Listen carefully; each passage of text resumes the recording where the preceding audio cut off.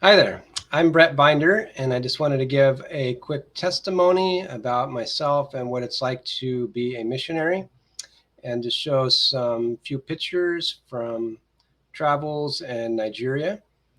So, just really quickly, I've been a believer my whole life. I remember being saved in Sunday school and giving my life to the Lord then, but it wasn't until later, like I was lukewarm most of my life. It wasn't until I got out of the Navy, I was in the Navy about 6 years, that I was invited to church on a Wednesday, and they had a guest speaker talking about creation and evolution and how the Bible talks about the earth being 6,000 years old, how what we see today is clear examples of Noah's flood and how dinosaurs lived with man and all these things. And I was so blown away that I went and came back the next day, and then I was like, people have been lied to, and I want to tell them the truth. And so I want to tell people, and so that's why I do these videos and why I wanted to be a missionary. And I actually wanted to quit college at the time so I could go to Bible school, but I finished that, and then I went to Bible school, and I was just there one semester in California before I went to an extension campus, and Calvary Chapel has extension campuses all over the world. I felt led to go to the one in Hungary because they have, Hungary's in the middle of Europe, so you can get to anywhere in Europe from Hungary with like less than an hour flight, really cheap. It used to be cheap at the time.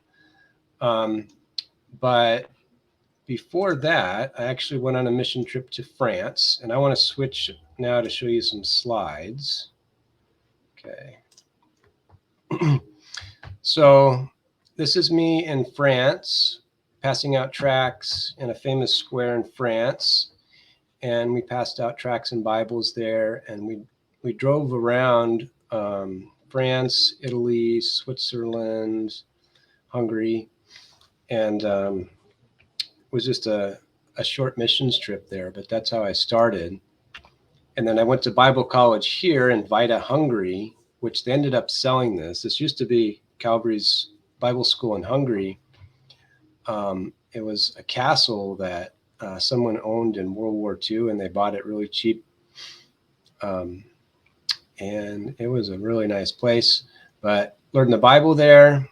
And then my roommate was Prince Lawrence. That's just his name, Prince. He ended up being my brother-in-law, but he said he was going to Nigeria to start a church, had no one to go with him. So I said, okay, I'll go with you. And so I went with them to Nigeria. So this is a typical street scene in Nigeria. We were actually in the capital city of Nigeria. So this actually, is typical where there's no roads, no paved roads, and it's washed out. These roads here are more, because it's in the capital city, you see actual roads, but that's actually not what you see in a lot of places. But those are typical houses you see.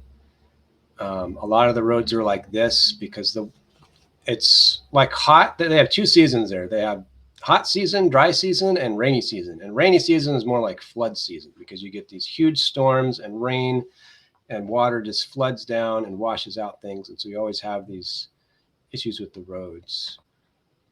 So we went there and started a church. We actually started with one guy. You see that guy on your right with the purple shirt is the first Daniel. That's the first person that he was the only person in the service for weeks. And after a few months, we had church looking like this, and we're just renting a place at a hotel at that time. And then the kids were outside on the dirt and chairs like that. That was the children's service. And this was like a typical school. They wear uniforms there, so you would see them wearing uniforms in this typical school. Sometimes they had desks, sometimes they just sat in chairs. This is their class outside. And this was after we had gotten land. So we got land for our church. It was just an empty cornfield.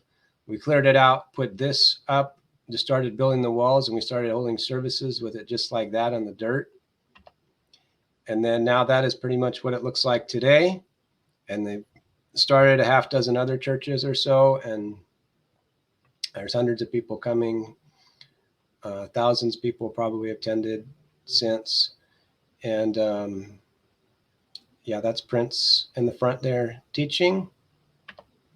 There he is.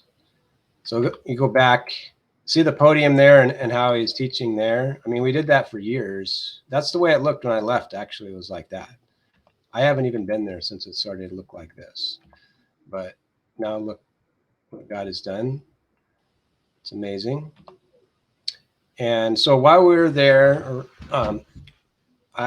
so we actually came with a team of like 9 people, I think, and then they left, and 2 of them stayed. And then we had one other missionary, Josh, come with me, and it's pretty much the 2 of us there the rest of the time. And so we did outreach, passed out tracts, created tracts. I made a website. Then we went to like orphanages like this one. There's some typical scenes in Nigeria. This is just,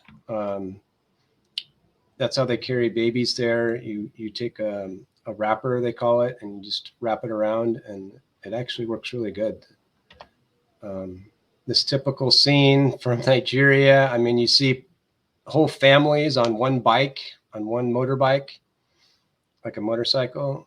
You see a whole bunch of people packed in trucks or in vans. That is very common to see there.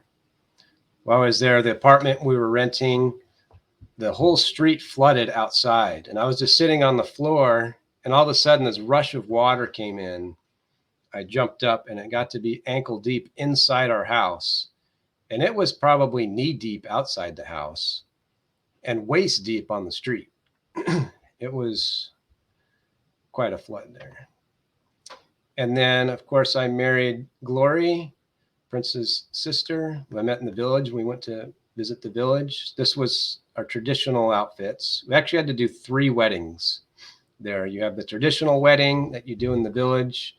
Then you have the court wedding, that's your official documents. And then you do the typical church wedding like we do here with the suit and white dress. And then while we were there, we had Isabel in the middle there, little baby being held. And those 3 girls there were in the orphanage. That previous picture I saw of me at the orphanage, we met them there. And they were growing up. And once you reach 18, you can't stay there anymore. And they literally just kick you out. And whether you have someplace to go or not, you will be on the street.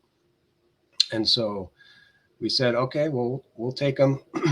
So they were living with us for a while. And we actually tried to adopt them, but the government wouldn't let us. But thankfully, they all found homes. They're all married and have kids now. And that's our daughter, Isabel. And so we just had her there, and we came back when she was like 3 or 4 years old when we came back to the States. And then, yep.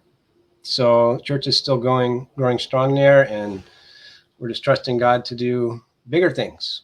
So that is my testimony of Nigeria. Hope you enjoyed it, and love to talk more about it. I just pray you have a blessed day. God bless you.